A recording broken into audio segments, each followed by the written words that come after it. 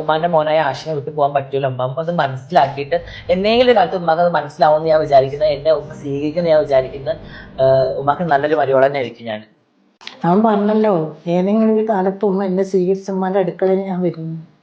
ഒരിക്കലും ഉണ്ടാവും. എൻ്റെ മോൻ അത് എന്ന് ഒഴിവാക്കി വേണ്ടി വന്നാൽ ഞാൻ സ്വീകരിക്കാൻ തയ്യാറാണ്. അവൻ്റെ കൂടെ ജീവിക്കുകയാണെങ്കിൽ ഇത് പറയുന്നു നിങ്ങളുടെ മോക്ക്. ഞാൻ മരിച്ചാലടക്കം പറയുന്നു എൻ്റെ മക്കളോട് ഞാൻ പറഞ്ഞിട്ടുണ്ട്. എൻ്റെ മയ്യത്ത് പോലും നോക്കാൻ വരരുത്. ഇപ്പം ഇല്ലാത്ത അപ്പം എന്തിനാണ്? ഇപ്പം വരട്ടവനെ എല്ലാം സമാധാനമാക്കി തരട്ടെ എനിക്ക്. ഞാൻ മരിച്ച എൻ്റെ മക്കളോട് പറഞ്ഞിട്ടുണ്ട്. അവൻ വന്നില്ല പറഞ്ഞാൽ ഞാൻ മരിച്ചാലടക്കം എൻ്റെ മയ്യത്ത് പോലും കാണാൻ വരട്ടെ.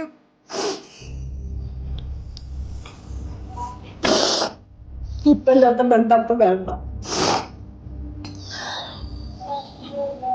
ഞാൻ ഒഴിവാക്കി വരട്ടെ, എല്ലാം ഒഴിവാക്കി വന്നാൽ ഞാൻ സ്വീകരിക്കാൻ തയ്യാറാണ്. ഞാൻ ഒന്നും ചോദിക്കൂല.